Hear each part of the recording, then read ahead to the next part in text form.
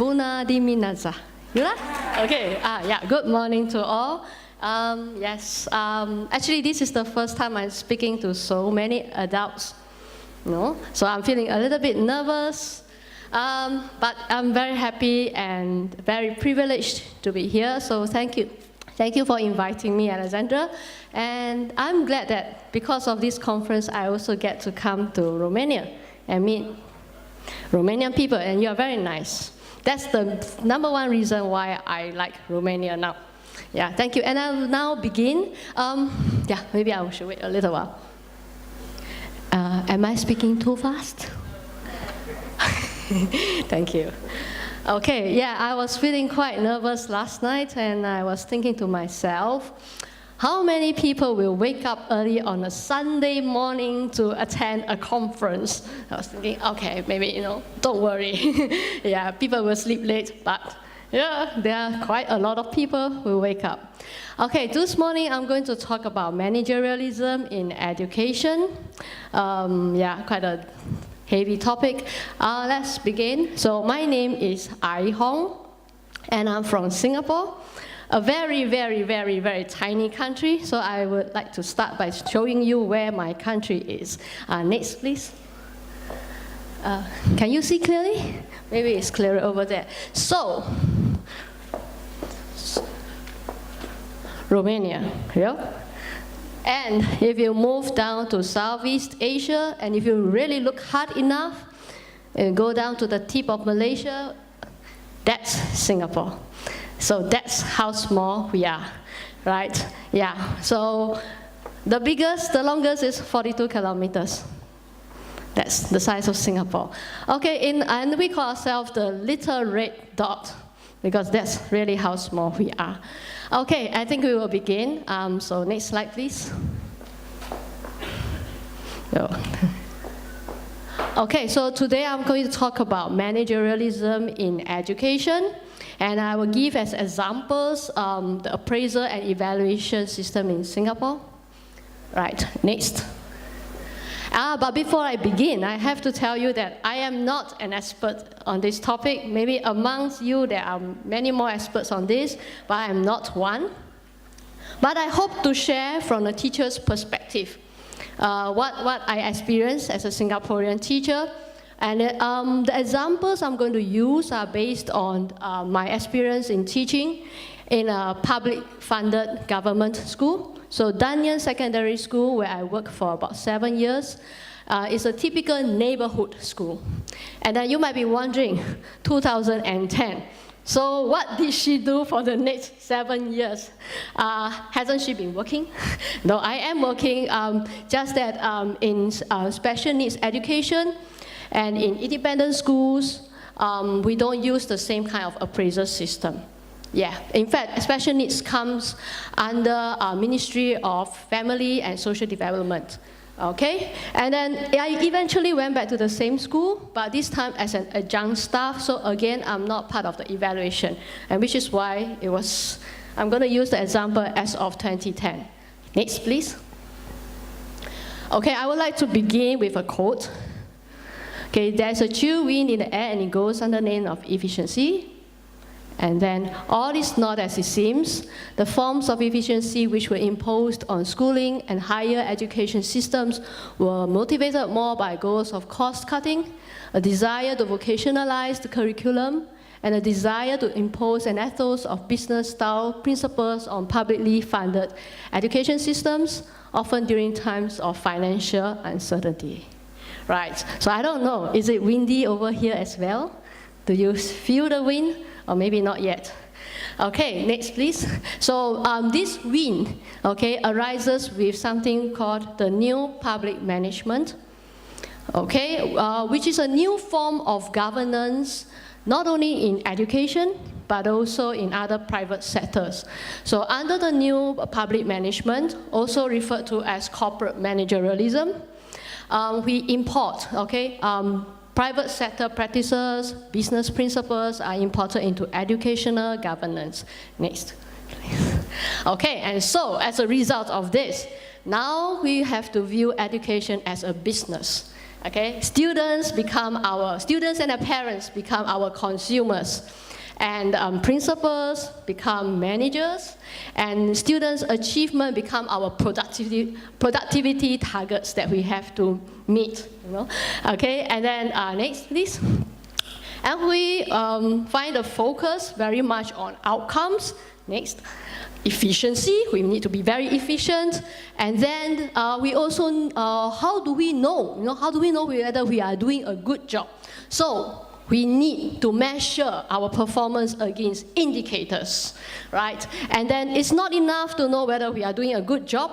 We also need to know, are we better or worse than our competitors, right? So we need to benchmark ourselves against other people, all right? And the next one, and when we compare ourselves, and if we pale in comparison, then somebody must be held accountable. Right? Heads will roll, right? And then all this is because we want to assure high quality, and to do so, we have like appraisers. We are continually evaluating our work, our performance. Are we efficient? Are we doing well? Are we better than other people? And so on and so on. Right, next. And this is a paradox, because this shift from government to governance is about devolution of power. It's about giving schools and teachers greater autonomy. Yet, all right, it comes with a complex system of control, right, characterized by, and we have, okay, so hierarchical divisions on top, managers, and then us at the bottom, okay? Those subordinates like myself and many of you probably who are being managed. And then we have accountability for the outcomes, surveillance of performance, closely monitored performance, right? Your work is being closely monitored. And then, of course, you have appraisers, somebody is evaluating your work, is this person doing a good job, and so on. Next, okay, and this emphasis on outcomes, efficiency, performance indicators is not without problem. Okay, because when we measure performance against a set of indicators, which are seen as, measures of quality or productivity, we can lead to something called performativity. Right. Ooh, big word. What is that? Okay, simply put, when that means that probably teachers, like you and me, we experience internal conflicts of values when we want to prioritize effort.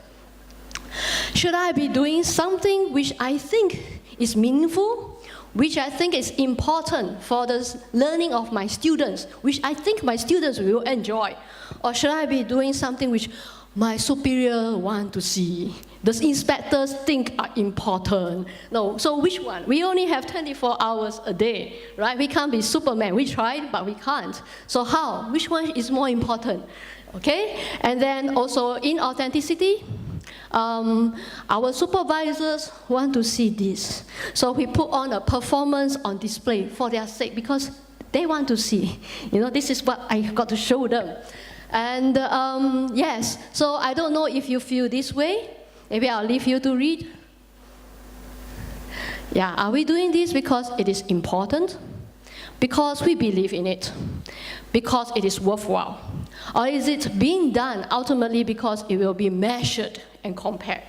Because it will make us look good.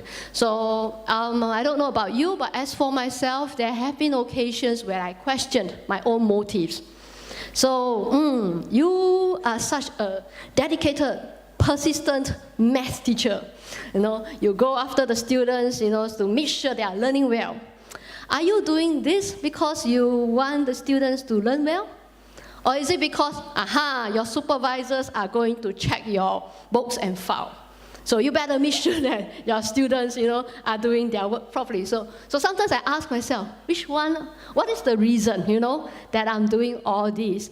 And in my case, it was only when I became an adjunct teacher, when I was free from evaluation, that I found the answer, that because I find myself still doing it. So I said, okay, so my conscience is clear. I'm doing it because it's for the good of my students, and not because, it is how I will be evaluated.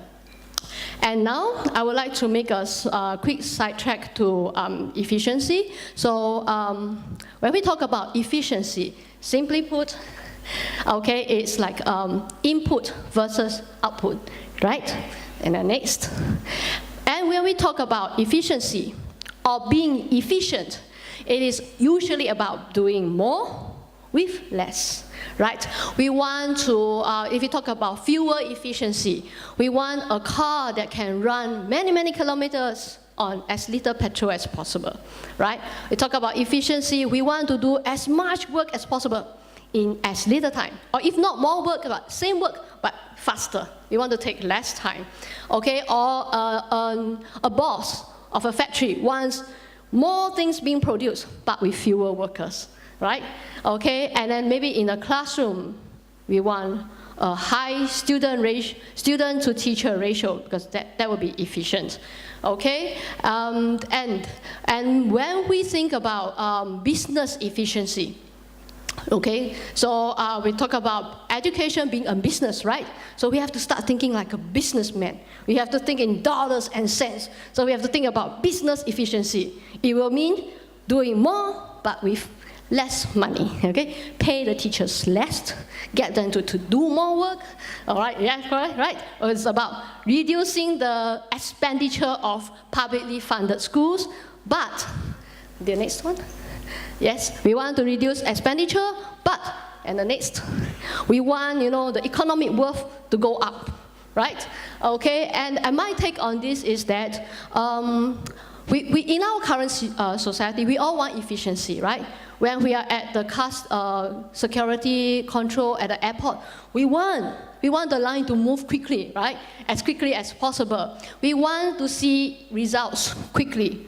But as teachers, we also know that sometimes it takes a lot of time, effort, and perseverance in order to see improvements in a child, right? Right, and there's a Chinese saying that says, 十年树木，百年树人. Okay, I'll translate it for you. It means it takes 10 years to grow for a tree to grow. And it takes 100 years to nurture and groom a person. So I think in education, sometimes we can't simply just think of efficiency, okay, in the direct sense. Okay, and then now let's go back.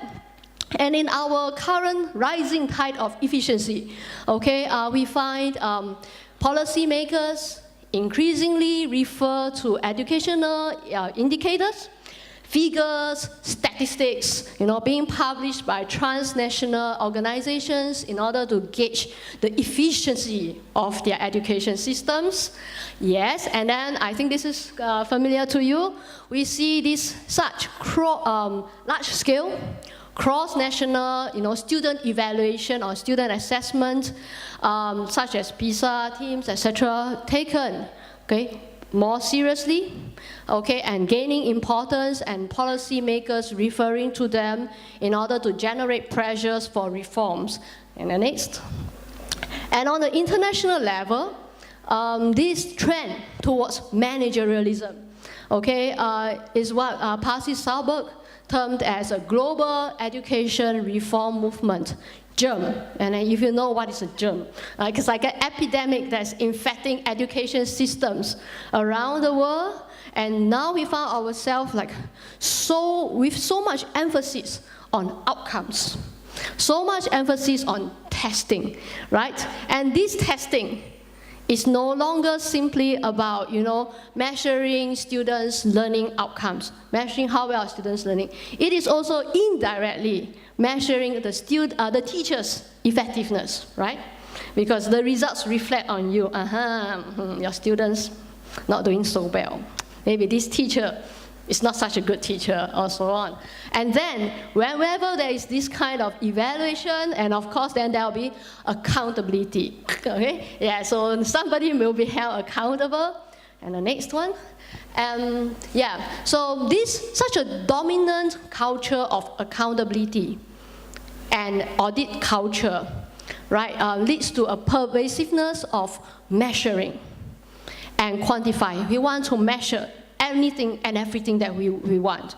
Like, we want to measure outcomes, we measure efficiency, we measure our performance. Anything that we can think of measuring, even quality, we try to measure and quantify, right? And this reliance on statistical data to inform evidence-based. You must show me the evidence, right? Okay, and then it actually culminates in managerialism, becoming what we call governing by numbers. Lots of numbers because we measure lots of things. Okay, and the next one. Now, I would like to show as example, okay, some of the practices in Singapore. I'm not sure if it's relevant to you, and I'm not sure what's the situation for you, but this is some food for thought.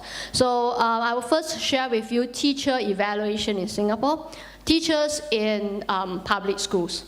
So a teacher's efficiency is measured according to performance indicators, of course, and in a few things. So teachers everywhere, I guess, have to be Superman.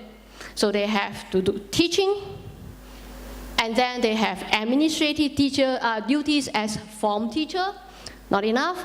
After school, they have to take charge of co-curricular activities, and then they also have community duties. But today, I will focus on how we evaluate a teacher in the domain of teaching itself, and not the rest. Next, please. So in the case of teaching, efficiency of teachers will be measured by how well this teacher meets performance targets and value add to students. Okay, and in this case, because we are talking about teaching, the performance targets are target grades of the students. And I will now explain to you the grading system of secondary school students in Singapore. So this is how we grade students, A1 to F9.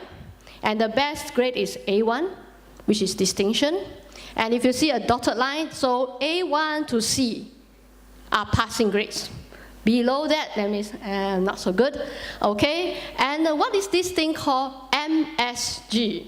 Okay, like the other MSG in food, it's not so good for teachers' hair, okay? You will lose your hair. So every student, every secondary school student, at every year and for every single subject, there is an expected grade. And how do we know what grade to expect from a student?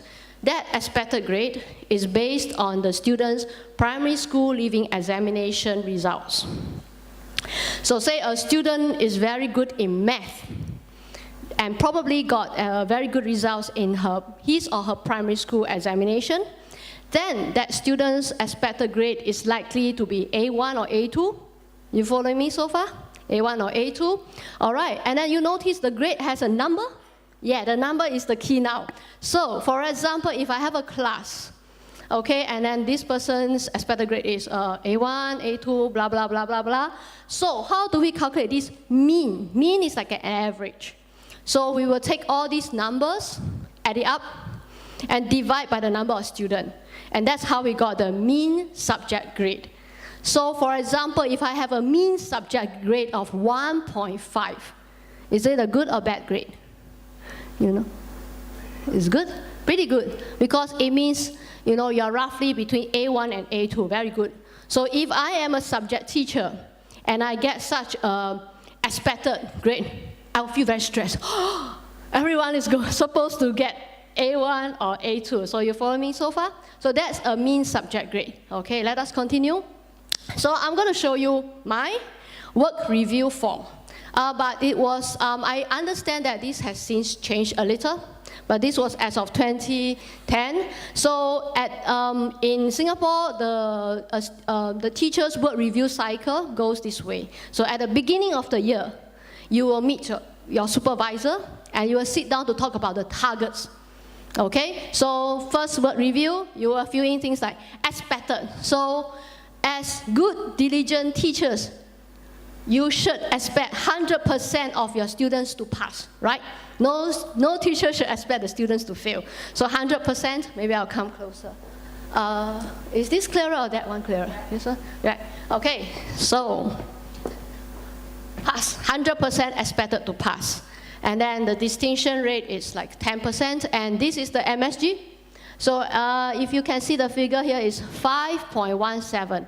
It means my students are not so good. So 5 is not very high, so okay, right? And the next one. Okay, so I don't know if you can see, they are pretty disgraceful results, right? So this is the actual. So by mid-year, you sit down again with your supervisor and let's see how well your class or you have progressed. So this is the actual. And then you will compare your actual performance with the expected performance. Okay? And when we say value add, it means the teacher should achieve better results than the expected. And how do we know whether this teacher has achieved better or worse results? It's very obvious. You see a negative sign? Yeah, so this teacher didn't meet performance target. Yeah, need to do more work here. And then, oh my God, this is worse, -2. So you're expected to get 3 point something, but you end up with 5 point something. Yeah, so this is how it works, okay? So as you can see, I didn't get very good results, but thankfully, this is a very common situation. So when you get such results, you pray very hard that your supervisor also gets something as equally disgraceful, so he will understand. Yeah, and he probably can't ask you too much because he himself is in the same situation. All right, and then you have one at the end of the year, and then let's go on, I think, okay. Based on your performance in several areas, of course, not just teaching, but it also depends on the school. So you are being evaluated, and there is a ranking in school.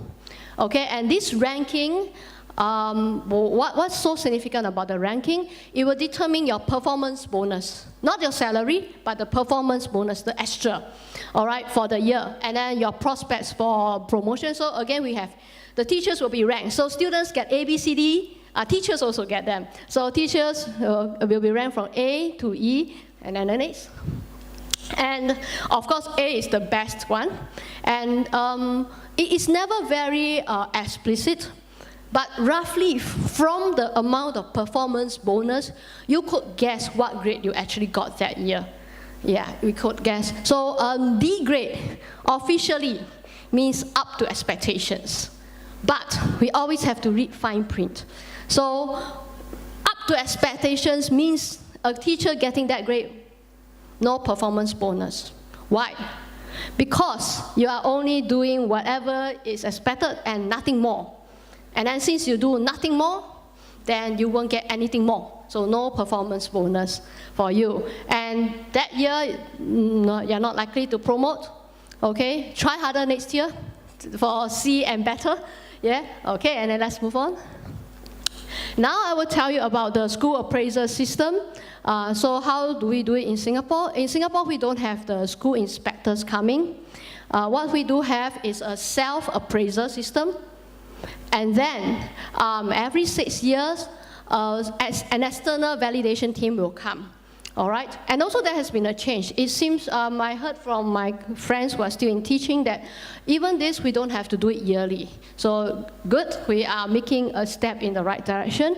So we use something called a school excellence model, next, which is borrowed from business frameworks of organizational excellence in corporate management, So principals are not just principals, they are CEOs.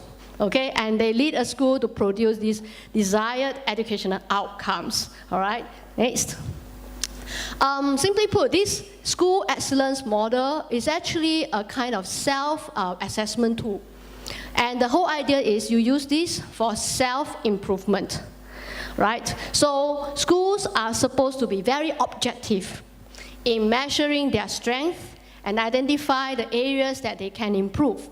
Okay, but this school excellence model, it requires a lot of paperwork, very meticulous documentation of evidence.